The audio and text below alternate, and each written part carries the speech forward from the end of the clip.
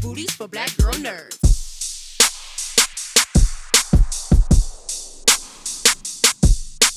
Hello, hello. I am Jeandra LeBeauf from Black Girl Nerds. Thank you for your time. I appreciate it. Nice to meet you.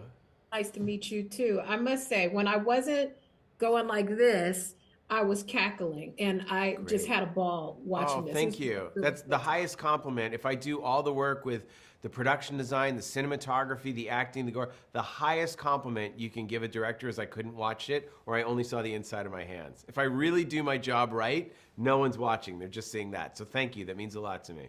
Oh, I appreciate that. So it made me ponder, within horror, there's the gotcha moments, the kills, the gore that make it exciting. But in this case, there's also the element of comedy that makes the kills even that much more satisfying. So as the director, what is the least challenging, to get the comedy to land in the midst of the gore or executing the gore itself? Well, So thank both you. are different. The key is finding the balance. You know, it's like if you do too much of one, it becomes a comedy. If you do too much gore, it actually becomes silly. And then people stop taking it seriously. I don't think of it as comedy. I think of it as humor. And when you cast really lively actors that are very, very, very funny, it just naturally comes out. Tommaso Sinelli and Addison and Gabriel, who plays Scuba, and Jenna, like, Nell, they're all giving each other shit all the time. Everyone is real. Milo Manheim, they're hilarious, and they were all real friends. We all became friends really fast. So when that humor happens, it's real life, and it gets you to like the characters. And these characters don't know they're in a horror movie. They're just reacting the way they'd react to a situation. And that's my thing, is I want to make it real. So sometimes they say things like, what Scuba's gonna do?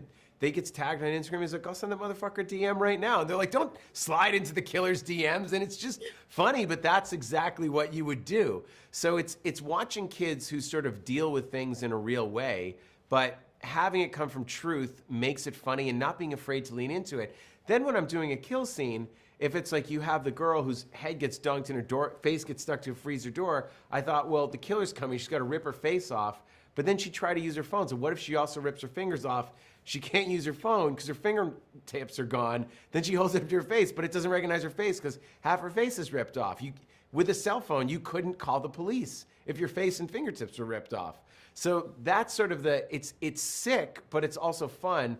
And then you use it for like when things start to happen to characters we really like, then it gets really brutal and it's like, oh, it's not a joke anymore. So it's finding the balance of the humor and the horror. I just think of it like I'm cooking and these are all ingredients. And if you go too strong in one ingredient, it overpowers. It's really finding the balance. And that's the editing process.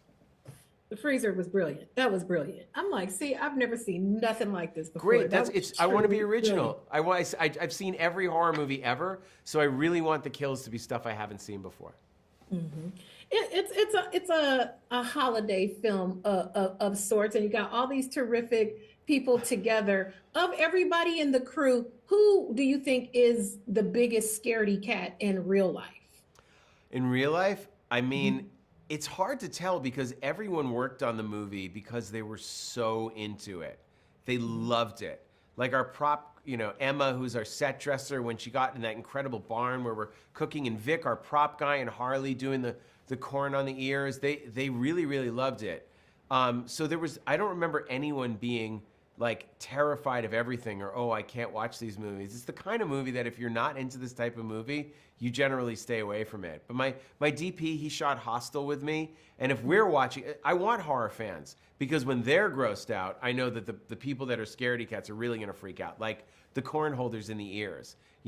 I did that as a reverse shot because you can reverse the footage. It's such a cheap trick. It's so simple. We just had him pull it away because you can't do that and stop. You just got to pull it and reverse it. So, but the actor has to act in reverse. So it's just like, you have to go, So we're timing it, and I'm doing it over and over, and everyone's going, what are you doing? Are you crazy? And we'd stop, play it back, reverse it, and then finally we got it, and everyone went, that's the sickest thing I've ever seen. I was like, all right, we got it. So for me, if I have a bunch of horror fans around, and they're getting freaked out, then I know it's going to work on a general audience. I got to pay homage to you later because I've got some of those corn things before and I've never used them before. They are wrapping me. I really, really enjoyed this. Definitely got to see it with a big group of people. Yeah. So fun. Thank you so much for your time. It's an audience participation film for sure. Thank you so much. Take care. Bye.